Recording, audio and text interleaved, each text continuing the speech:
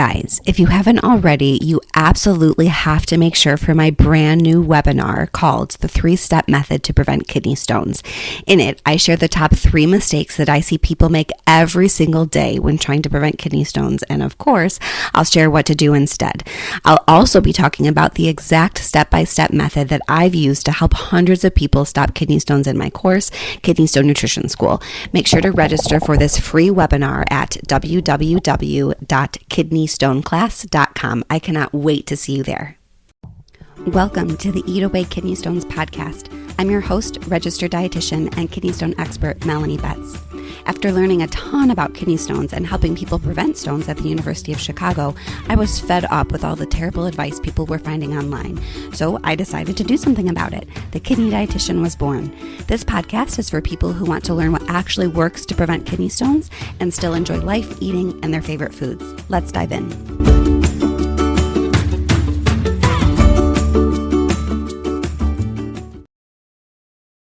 Hello and welcome to the 103rd episode of the Eat Away Kidney Stones podcast. I am your host, registered dietitian and kidney stone expert, Melanie Betts. And today we are dedicating the entire episode to everyone's favorite topic, cheese. Because seriously, who doesn't like cheese? I have a couple of friends who report that they don't like cheese, but I simply don't believe them because cheese may just be the most delicious food in the entire world. And good news, cheese is generally a really, really great thing to add to someone who is trying to prevent calcium-based kidney stones, which is very counterintuitive, but let's dive into it. So before we dive into specific types of cheese, I really want to talk a little bit about calcium and why I think that cheese is a really great option for people who are trying to prevent specifically calcium oxalate kidney stones. So I know this is very counterintuitive, but bear with me because I promise it's true. So calcium, it's actually really, really important for people with any sort of calcium-based kidney stone to get in enough calcium. Decades ago, we told people to limit calcium because that's what made sense, right? You're forming calcium kidney stones. You should probably eat less calcium. However, we now know that can actually make kidney stones a lot worse. And the reason has to do with how calcium deals with oxalate in your gut, essentially. So bear with me. We're going to want a quick physiology lesson here. So calcium and oxalate love to bind. That's why they form kidney stones, right? But we can use that love to our advantage. If we eat a diet that has enough calcium, then we are going to significantly reduce how much oxalate gets absorbed into our bodies, thereby reducing how much oxalate eventually gets excreted in our urine. Because when you eat a diet that doesn't have calcium in it, you hopefully are eating oxalate because if you're consuming fruits and vegetables and eating a healthy diet, it's going to have oxalate in it. And so if you aren't eating enough calcium, a lot more of that oxalate is going to be available to get absorbed into our bodies and get excreted in our urine where it can form stones. But if you are eating enough calcium, especially if you're eating a little bit of calcium with each of your meals, then that calcium is going to bind some of the oxalate that you are eating, and that when calcium binds with oxalate, your body can't absorb it. So you just poop out that oxalate instead of that oxalate, again, getting absorbed and eventually getting excreted in your urine. And this calcium oxalate relationship is painfully important. I cannot tell you how important it is. Truly, in my experience, 9 out of 10 times, if someone even has high urine oxalate to begin with, because as I always say, high urine oxalate is definitely not the biggest driver of calcium oxalate kidney stones. It tends to actually be high urine calcium. But 9 times out of 10, even if oxalate is high, if we get people to eat enough calcium, because a lot of times people aren't, then 9 times out of 10, that urine oxalate comes tumbling down. Like, this calcium is so unbelievably important to help control those urine ox levels. It is definitely, in my experience, the most effective way to get those urine oxalate levels down. It is a whole lot more effective and healthy than a low oxalate diet. The other reason that we we care so much about people with calcium-based kidney stones eating calcium is that people with calcium kidney stones tend to be at a much higher risk of bone disease. So things like osteoporosis and osteopenia. And obviously the last thing that we want to do for someone who already has or who is at risk of bone disease and weak bones is a low calcium diet. And so that's sort of the second reason why I care so much as a kidney stone dietitian that my patients with calcium-based kidney stones get in enough calcium. And so, all of that to be said, cheese, getting back to the topic at hand, is a really great source of calcium. I did some quick comparison just because I think it's interesting to look at. So 1 ounce of cheddar cheese, which I feel like is sort of your basic standard cheese, right, has around 200 milligrams of calcium. To put that into context, our goal for people with kidney stones in terms of calcium is getting around 1,000 to 1,200 milligrams of calcium per day. This is not a high or low calcium diet. This is the exact same amount of calcium that people should be eating for general health. We just care extra that people with calcium-based kidney stones get in this calcium for those two reasons that I mentioned. So again, 1 ounce of cheese, cheddar cheese, has around 200 milligrams of calcium. Now, I'm sure that many people are going to go to their fridge, they're going to look at their cheese nutrition facts label, and they're going to say, but Melanie, my cheese has 260 and my cheese has 150. And yes, like all things in nutrition, this is an estimate. The exact nutrition is going to vary significantly for everything that we talk about based on brand, based on the type of cheese and all these types of things. But on average, it seems that 1 ounce of cheddar cheese and most hard basic cheeses like that have around 200-ish milligrams of calcium. For the record, 1 ounce of cheese is about 4 dice worth of cheese. So if you think about putting 4 dice together in a cube, that's about 1 ounce. It also tends to be 1 slice of cheese. Like if you buy like the sliced sandwich cheese, those slices tend to be 1 ounce. Sometimes they are 0.75 ounces, but just to kind of give you a context, that's about how much cheese we're talking. So it's not a ton, right? Like we don't need to be adding tons and tons of cheese to try to get in all that calcium. Just simply adding that 1 ounce, 1 slice to a salad or to a sandwich or on top of your soup or just as a side, right? It's a really, really great way to get in that calcium. If we compare that calcium to milk, our sort of standard source of calcium, 1 cup of 2% milk has around 300-ish milligrams of calcium. So there is a bit more calcium in milk, but 1 ounce of cheese is still a really great source of calcium and definitely counts as your calcium source for that meal, right? If you have perused my other content, either via my website or other podcasts about calcium, I often talk about trying to get in 2 to 3 servings of dairy per day. And dairy can be cheese or milk or yogurt or kefir, right? I feel like those are kind of the best sources of calcium or best sources of dairy. And cheese definitely counts. And again, nutrition is an estimate. You can say like, how in the world can you say that cheese is the same as milk when there's 100 milligrams, a whole third less calcium per serving? Guys, like nutrition is not that exact of a science. It really, really is more of an average. And this is why I think it's so important to kind of vary the sources of calcium. I don't think it's ideal to get all of your calcium from milk because how boring would that be? I don't think it's ideal to get it all from cheese. I think it's probably ideal to get it from a variety of sources. Maybe you do not have to be militant about this, but like 1 cheese per day, 1 milk, and 1 yogurt per day, right? I feel like a lot of people actually tend to do that. Or maybe some days you're going to do 2 cheese and 1 milk, or some days you're going to do all 3 yogurts, or some days you're going to do all 3 cheese, and that's okay. But I think the key is that you're just varying it up and getting it from different sources. And I can pretty much guarantee that if you are getting in those 2 to 3 servings of dairy per day with meals, I can nearly guarantee that you're getting that overall daily total of 1,000 to 1,200 milligrams of calcium per day, because you have to remember that there's a little bit of calcium in pretty much everything we eat. And so all of the other foods that you're eating that aren't necessarily like that source of calcium definitely make up for that difference, because obviously even 300 times 3, it does not equal 1,000 to 1,200. But instead, you're going to get little bits of calcium from fruits and vegetables, especially vegetables, actually. You're going to get a little bit of calcium from grains. And so all those other little bits add up and really make up that difference. And so that's why I feel pretty confident that if you are getting in those 2 to 3 servings of dairy a day, you are going to be meeting your calcium needs. I think a lot of times people get hung up about cheese because of cholesterol, which is fair. I know a lot of people are sort of managing higher cholesterol levels or heart disease history or, heart health concerns as well as kidney stones. And that's very legitimate. I think in that case, I would recommend that you focus on both cheese as well as other dairy sources that are either no fat or low fat, because really when we think about blood cholesterol levels, the thing that seems to really matter the most in terms of getting those cholesterol levels down is how much saturated fat that you eat. And cheese, because it is made from dairy and from fatty dairy, because cheese has fat in it, does tend to have a fair amount of saturated fat. Again, this is going to vary so much. It's anywhere from 1 to 8 grams of saturated fat per serving. But it definitely has the potential of having saturated fat in there. And so if you choose a lower no-fat cheese option, then you're going to have a lower amount of saturated fat. And again, that saturated fat is really what we care about most when it comes to our cholesterol levels.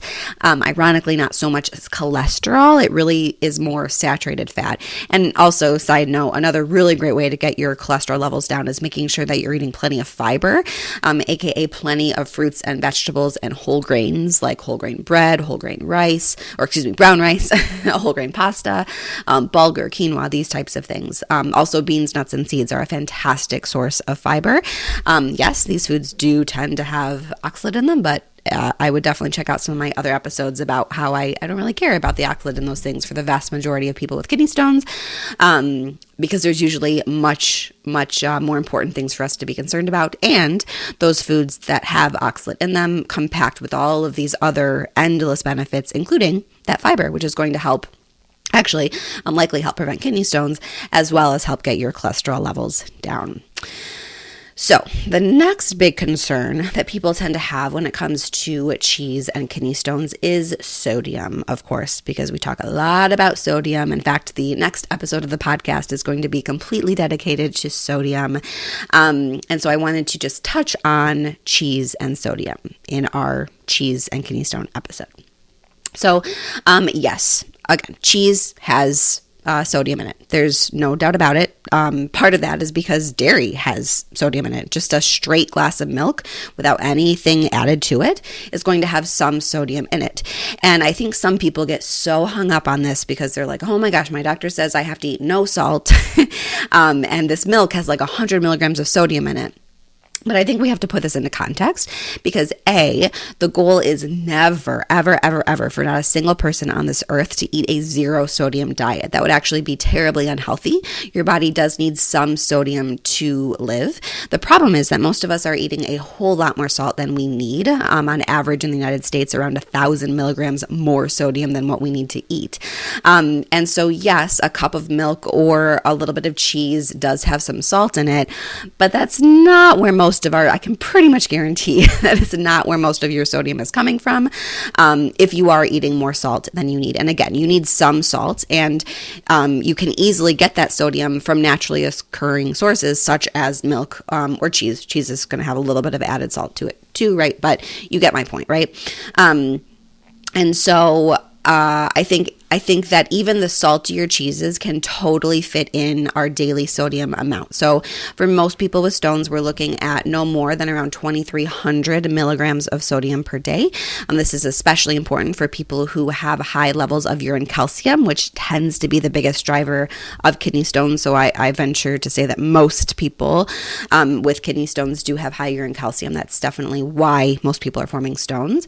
And not eating a ton of salt is the best thing that we can do from a nutrition standpoint to help keep that urine calcium down. So again, our goal is no more than 2,300 milligrams of sodium. I often say no less than 1,500. I kind of add that because I feel like going less than 1,500 milligrams of sodium makes me a little nervous because again, your body does need some sodium to live, especially if you are drinking a ton of water. as you hopefully are for kidney stones. So the sweet spot is somewhere between 1,500 to 2,300 milligrams of sodium per day. And again, that one glass of milk has 100 milligrams. That's not that much, right? That's really not that much. 1 ounce of cheddar cheese has around 180-ish milligrams of sodium. So definitely cheese is generally going to have more salt than milk or yogurt, but I think that we can easily fit in that 200-ish, 180-ish milligrams of sodium for that ounce of cheese, especially when you consider, A, it's delicious and is going to add a ton of satisfaction and fun to your meal. Also, it's a great source of calcium. And again, you need some sodium. Our goal is definitely not a zero sodium diet. As I mentioned before, the exact nutrition varies quite a bit based on different brands. So, I'm sure that there's a cheddar cheese out there that has little as 100 milligrams of sodium, and I bet there's others that have up to 300 milligrams of sodium. So, of course, look at the different cheese options available at your grocery store to maybe pick and choose one that is the lowest in sodium that you can find. In general, I do find that there are 4 of my favorite cheeses that tend to be quite low in sodium. And these are ricotta cheese, which I feel like is one of the most underrated cheeses of all time. Like, it is delicious, and you can do so much with it. You can make a ricotta toast. You can spread it on top of grilled fruit. You can mix it into pasta dishes. There's so many delicious things you can do with ricotta. This is something I actually discovered years ago when I wrote my my kidney stone cookbook, that's Stop Kidney Stones from Your Kitchen. And the whole point of that cookbook is to incorporate dairy into meals so it doesn't feel like people are just drinking milk all the time. Just because I found that as I was working with patients that people felt so sick of drinking milk all the time. They're like, oh, I do not want any more milk. And it's like, okay, well, I'm going to come up with all sorts of creative ways to sort of not hide, but incorporate that dairy into your meal so it doesn't feel like you're just eating yogurt and drinking milk all the time. So in my research for those cookbooks, I sort of discovered, I knew about ricotta, but realized how much calcium it has and realized how little sodium it has and realized how versatile it is from a culinary standpoint. So I love ricotta. I think it is just fantastic. Also mozzarella. So either a partially dried or your sort of standard harder mozzarella cheese, as well as fresh mozzarella cheese. Both of those options tend to be pretty low in salt. Obviously, mozzarella is delicious on pizza. You can make your own low sodium pizza with controlling how much salt is in the crust and the sauce, and you can have a very, very fantastic low sodium meal doing that. Obviously, fresh mozzarella is also one of the most delicious foods on the earth. We're doing a caprese salad situation, or just having it with crackers or whatever it is. Obviously, mozzarella is delicious. So that's my second low sodium cheese recommendation. I also love goat cheese. Goat cheese is very low in sodium, tends to have a fair amount of calcium, and is just delicious, of course. So that's another great option. And also Swiss cheese.